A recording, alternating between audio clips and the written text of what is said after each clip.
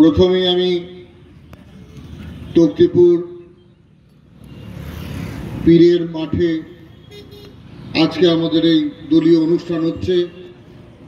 তক্তিপুরের পীর বাবা, তক্তিপুরের মাসুম বাবার শ্রীচরণে প্রণাম নিবেদন করছি এবং আমাদের যদি কোনো ভুল হয়ে থাকে তার জন্য আমি ক্ষমা প্রার্থনা করছি।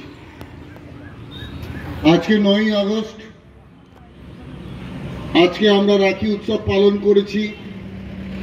আজকে 9ই আগস্ট, আজকে আমরা বিশ্ব আদিবাসী দিবস পালন করেছি। কিন্তু এর সাথে সাথে আপনারা জানেন আজকে 9ই আগস্ট ভারত ছাড়ো আন্দোলন হয়েছিল। আজকে 9ই আগস্ট ভারতবাসী গর্জে উঠেছিল, ব্রিটিশ তুমি ভারত ছাড়ো। সেই এক পবিত্র দিনে আজকে আমরা বাগিলা অঞ্চলের কৃষ্ণপুর বাস স্ট্যান্ডে পথসভা থেকে আওয়াজ তুলব, মোদি তুমি ভারত ছাড়ো, বিজেপি তুমি ভারত ছাড়ো। তৃণমূল কংগ্রেস যখন রাস্তায় নেমেছে, যখন মমতা বন্দ্যোপাধ্যায় রাস্তায় নেমেছে, তখন নরেন্দ্র মোদী তোমাকে ভারত ছাড়তেই হবে, তোমাকে গতি ছাড়তেই হবে, তোমাকে দেশ ছাড়তেই হবে। বন্ধুগণ, আমরা আন্দোলন করতে জানি, আমরা আন্দোলন করতে করতে বড় হয়েছি। এখানে আশিস রায় আছেন, শ্রদ্ধেয় ব্যক্তি, আমাদের বাড়ি থেকে বার করেছিলেন তৃণমূল কংগ্রেস করবার জন্য। তারা জানেন কিভাবে একের পর এক আমরা আন্দোলন করেছি। আজকে সিনিয়র মানুষজন, সে আমাদের বহরমপুরের বাবলুদাই হোক, তালচিনের রবদাই হোক, কিষ্কিন্দার ইউনুসদাই হোক, প্রত্যেকে আছেন।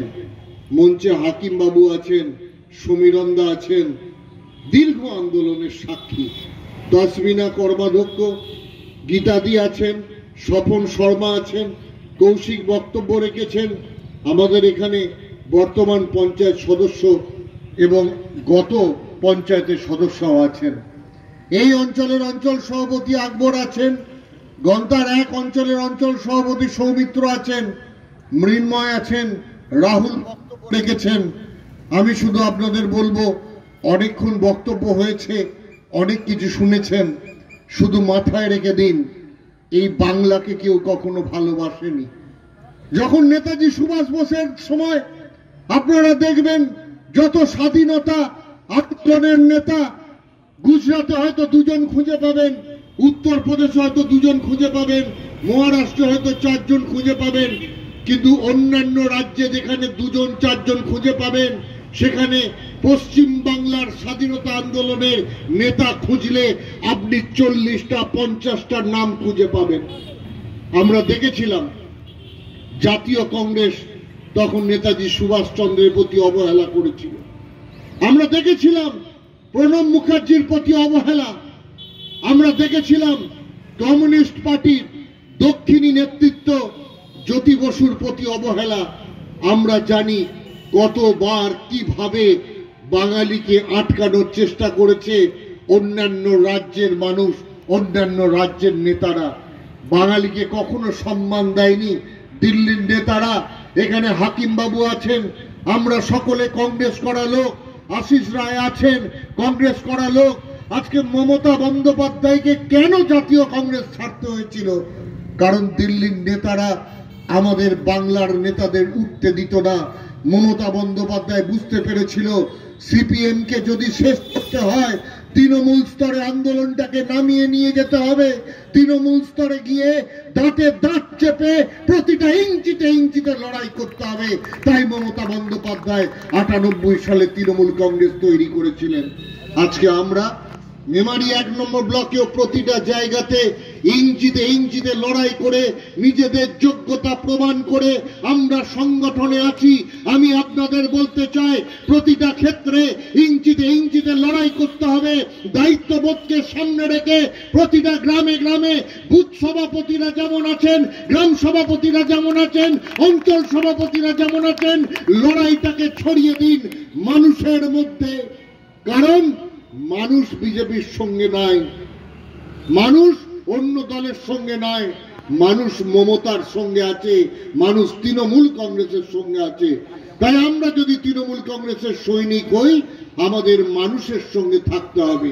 তাই তো আজকে মমতা বন্দ্যোপাধ্যায় কি প্রকল্প চালু করেছেন, আমাদের পাড়া আমাদের সমাধান। আপনার পাড়ার সমস্যা আপনি বলবেন, আপনার পাড়ার সমাধান আপনার পঞ্চায়েত করে দেবে। আজকে প্রতিটা বাড়িতে বাড়িতে স্বাস্থ্যসাথী কার্ড, প্রতিটা বাড়িতে বাড়িতে লক্ষ্মীর ভান্ডার, প্রতিটা বাড়িতে জয় বাংলার পেনশন। আজকে আদিবাসী মানুষের প্রতি এতটা সম্মান মমতা বন্দ্যোপাধ্যায় তৈরি করেছেন, এ কখনো কোনো নেতা কোনো নেত্রী করতে পারেনি। তাই আপনাদের কাছে অনুরোধ, আসুন। বাগিলা অঞ্চলে আমরা এবারে লোকসভা নির্বাচনে কত হাজার ভোটে জিতেছি? আমরা 2915 ভোটে, প্রায় 3000 ভোটে জিতেছি। আজকের থেকে বিধানসভা নির্বাচন পর্যন্ত বাগিলা গ্রাম পঞ্চায়েতের লড়াই শুরু হয়ে গেল। এবারে আমাদের টার্গেট 5000 ভোটে আমরা বাগিলা গ্রাম পঞ্চায়েত থেকে লিড দেবো। এটা আমাদের করে দেখাতেই হবে। এখানে আকবর আছে, বাটুল আছে, শঙ্কর আছে, তাপসদা আছে, প্রতিটা গ্রামের নেতৃত্ব আছে, আমাদের জামাল আছে, প্রত্যেকে আছে, মহেশ থেকে সকলে পুরনো যারা যারা সমস্ত নেতা কর্মী আছেন। আমি প্রত্যেককে একটা কথা বলবো, দল কিন্তু লক্ষ্য রাখে, দল কিন্তু প্রত্যেককে সৈনিক তৈরি করেছে, কাউকে সেনাপতি তৈরি করেছে। আমি প্রত্যেককে বলবো, আমার প্রতি আপনার প্রতি কোনো দুঃখ, কোনো অভিমান, কোনো রাগ থাকতে পারে, কিন্তু এই রাগটাকে অভিমানটাকে দলের জায়গাতে কাজে লাগাবেন না। এটা আমি আপনাদেরকে নির্দেশ দিয়ে গেলাম, এটা মনে রাখবেন। দল থাকলে আমি থাকবো, দল থাকলে আপনি থাকবেন, দল থাকলে উন্নয়ন থাকবে। তাই আসুন, আগামী দিনে আমরা উন্নয়নের কাজ করব, আমরা প্রতিটা ক্ষেত্রে উন্নয়ন করব।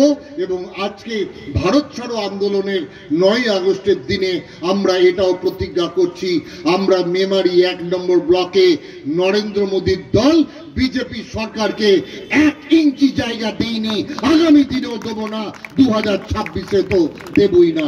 সকলে ভালো থাকুন, সুস্থ থাকুন, বাংলাকে ভালোবাসুন, বাঙালিকে ভালোবাসুন, মমতা বন্দ্যোপাধ্যায়ের হাতকে শক্তিশালী করুন। সকলে ভালো থাকুন, সুস্থ থাকুন। ধন্যবাদ।